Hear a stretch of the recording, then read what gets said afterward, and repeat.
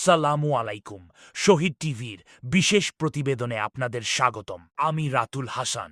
দীর্ঘ প্রতীক্ষিত ১৩তম জাতীয় সংসদ নির্বাচন শেষ হল গতকাল ১২ ফেব্রুয়ারি ২০২৬। কিন্তু নির্বাচনের দিন শেষে দেশ জুড়ে এখন একটাই প্রশ্ন, জনগণের রায় কি সত্যিই প্রতিফলিত হয়েছে? গভীর রাত থেকে আজ ১৩ ফেব্রুয়ারি সকাল পর্যন্ত উঠে আসছে ভোট চুরির ভয়ঙ্কর সব তথ্য ও প্রমাণ। বিশেষ করে ঢাকা ১৫ এবং ঢাকা ৮ আসনের ফলাফল পাল্টে দেওয়ার অভিযোগ এখন তুঙ্গে। আজকের প্রতিবেদনে আমরা দেখাবো ঠিক কিভাবে পরিকল্পিতভাবে ফলাফল ইঞ্জিনিয়ারিং করা হয়েছে।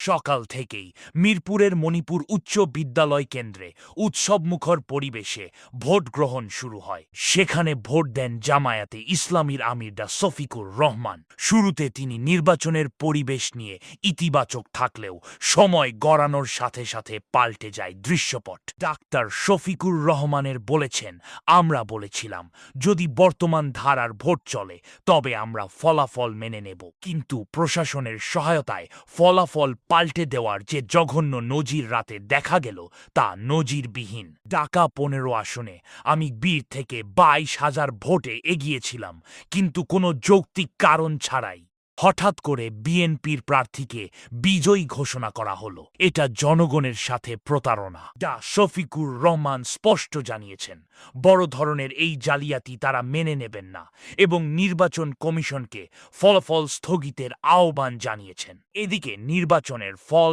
জালিয়াতির বিরুদ্ধে সবচেয়ে সরব ভূমিকা পালন করছেন জাতীয় নাগরিক কমিটির মুখপাত্র আসিফ মাহমুদ সজীব ভুইয়া।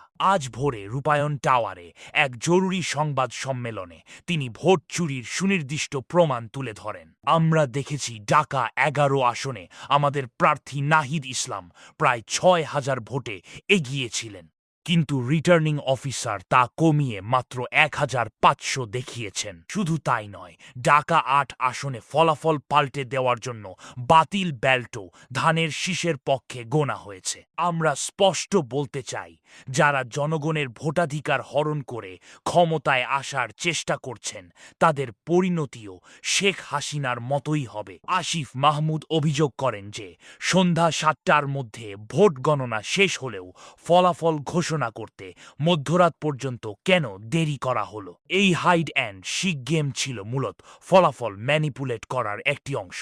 তদন্তে দেখা গেছে অনেক ব্যালট পেপারের ডিজাইন এমনভাবে করা হয়েছিল যাতে ভোটাররা বিভ্রান্ত হন। এনসিপি অভিযোগ করেছে যে অনেক প্রার্থীর নামের পাশের ঘর ফাঁকা রাখা হয়েছিল, ফলে ভোটাররা ভুল জায়গায় শিল মারলে সেই ভোটগুলো অবৈধ ঘোষণা করা হয়েছে। ঢাকা ৮ আসনে প্রায় ২০০ ভোট এভাবে অবৈধ করা হয়। এছাড়া একটি লিক হওয়া কল রেকর্ডে শোনা গেছে ইসি সচিবের নাম ব্যবহার করে প্রশাসনিক কর্মকর্তাদের চাপ দেওয়া হচ্ছে ফলাফল পাল্টানোর জন্য। নির্বাচন কমিশন ও প্রশাসন একটি সুষ্ঠু নির্বাচনের প্রতিশ্রুতি দিলেও ১২ ফেব্রুয়ারির রাত বাংলাদেশের গণতন্ত্রের জন্য এক কালো রাত হয়ে রইল কিনা সেই প্রশ্ন এখন জনগণের মনে। আজ ১৩ ফেব্রুয়ারি সারা দেশে বিক্ষোভের ডাক দিয়েছে ভুক্তভোগী জোটগুলো। পরিস্থিতি কোন দিকে মোড় নেয় তা দেখতে চোখ রাখুন শহীদ টিভিতে।